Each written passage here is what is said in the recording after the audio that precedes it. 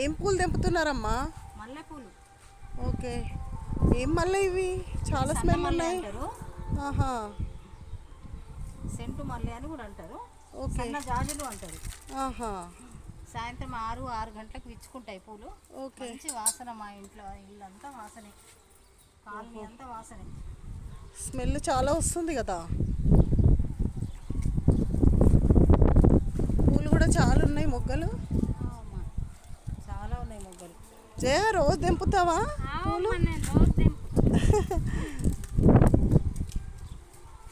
రోజు సాయంత్రం కాగానే పైకి వచ్చేస్తారా ఇద్దరు?